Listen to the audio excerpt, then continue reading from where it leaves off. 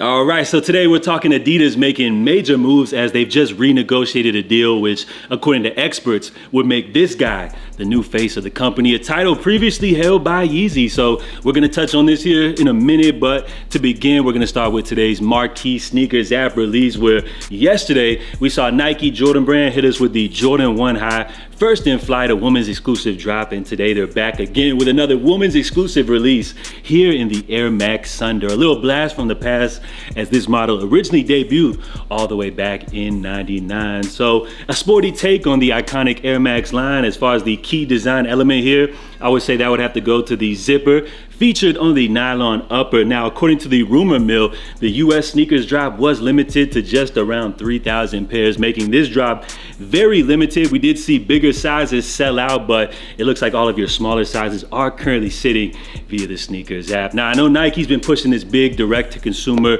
relationship as they've been dropping a lot of pairs exclusively via the sneakers app, but I feel like a much more effective rollout or reintroduction for this retro model would have been for them to have dropped these in stores, especially given that this is a women's exclusive drop. Plus, this model is very on trend with the current whole Y2K style resurgence. I think this drop would have been much more effective if they would have dropped these in stores. It would allow people to try these on, get a lot more people wearing these. Word of mouth, I feel like, is the best effective marketing, especially when it comes to a women's exclusive drop such as this. So $180 too, I feel maybe have been a little bit pricey for this model, but let me know what you guys think. It is what it is. And did any of you guys go for this drop right here? And after Nike drops the handful of colorways that they already have planned, do you think this is a model which Nike is going to continue to push, or something that they may give up on? And speaking of Nike, it looks like they may have actually just been called out by NBA Finals MVP Jaylen Brown. So this whole story actually started yesterday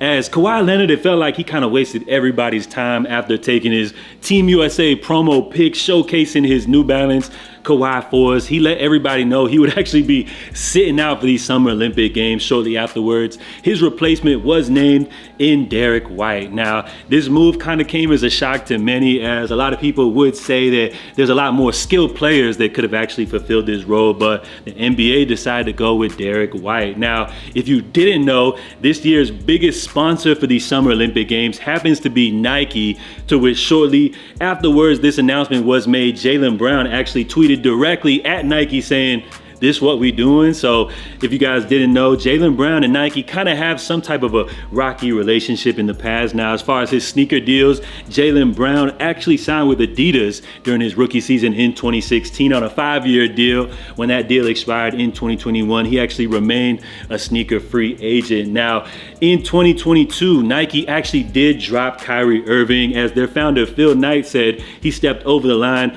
when he shared an anti-Semitic film on Twitter, to which Jaylen Brown actually defended his NBA peer by tweeting out, "Since when did Nike care about ethics?" On top of that, he's been seen rocking various Kobe models throughout the years, removing the Nike swoosh, which many people feel like is a direct shot at Nike. So with Nike and the NBA deciding to select Derek White as the Olympic replacement, do you feel like this was a direct shot at players like Jaylen Brown, who could have maybe been a little more deserving? You also got Kyrie Irving, once again, who could have probably filled this role. So many people think maybe this has something to do with the politics, and everything behind the scenes. So what do y'all think about this? I tried to research and find out if Derek White was actually signed to Nike, but couldn't find anything on that. But I do see that throughout the last few years or so, he's been rocking nothing but Nike sneakers. And finally, we got Adidas making major moves as they've just renegotiated a new sneaker deal with Anthony Edwards. Now, while much of the details of the contract are unknown, according to sources, it is going to be a multi-year contract, of course, and reportedly Anthony Edwards will be taking in a reported 8 figures annually. So with 8 figures, that's got to be at least minimum 10 million per year. So not a bad deal for Anthony Edwards, I would say, especially after the season he had last year. He originally signed his deal with Adidas during his rookie season, but last December, Adidas did roll out his first player exclusive model in the AE1, which a lot of people would say is the best new basketball sneaker that we've seen in years. But I feel like there's a lot of different factors which, factor into the success of this model. One of those being Anthony Edwards' on the court performance. This year, he led the Minnesota Timberwolves all the way to the conference finals, but I would say it's kind of the legacy left behind with the Adidas Yeezy line as far as the design elements, which really transitioned well here with the AE1. On top of that, the affordability, as these do retail at $120. So I think it's a combination of Anthony Edwards' play, the Yeezy design language, which really made these joints a hit right here. And apparently Adidas agrees, as they've just signed him to a new multi-year deal, which according to experts would make him the new face of Adidas. So do you guys feel like this is a title which was previously held by Yeezy? Do you guys feel like Anthony Edwards, could ever replace what Adidas and Yeezy managed to accomplish? While I do love the AE1s, I would say absolutely not. And I don't think Adidas is looking at this to be the next replacement for Yeezy, because you got to factor in the fact that based off Ye's contract, while the details weren't exactly known, he was bringing in somewhere like around 100 million annually, while this reported deal with Anthony Edwards is reported at 8 figures. So Adidas and Yeezy, they had a full line featuring multiple models. If they want to accomplish anything close to what they did with Yeezy, with this AE line, they're gonna have to drop a lot more than just these player exclusive models. So we know coming up soon, Adidas has plans to drop the AE1 low, actually on the 20th, the Ascent joints.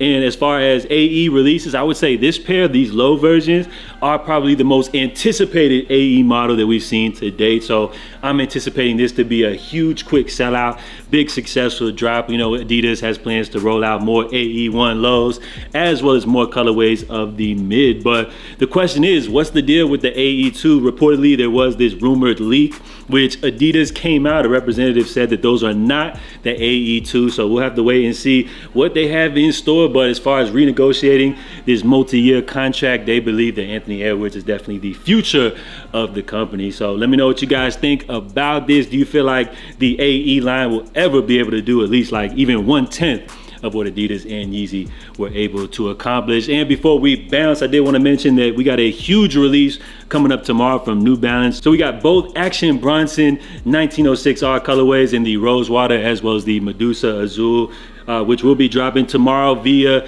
New Balance. Now, this will be a second chance to be able to grab a sneaker, which many people would say at least one of these colorways, should be a top 10 sneaker of the year contender. But unfortunately, if you guys have any experience of buying sneakers on New Balance, you would know that this website is notoriously known to be botted out. So all I can say, don't really get your hopes too high for tomorrow's release, but I do believe that the In Clothing does have a raffle currently open. So I would suggest that you guys may have a little better shot, banking on that raffle than purchasing stuff through New Balance. But I guess it would be worth your while to, go for these anyways tomorrow. So good luck to everybody on that. Let me know what you guys thought about today's topics. We're gonna wrap things up right here. So drop your feedback on the whole Jaylen Brown Nike situation. Let me know if you guys are rocking with those Air Max Thunders, and what do you guys think of Anthony Edwards' new multi-year deal with Adidas. So salute to everybody for tuning in. I'll catch you guys tomorrow. I'm JA. Make sure y'all stay safe, stay blessed, and I'm out, y'all.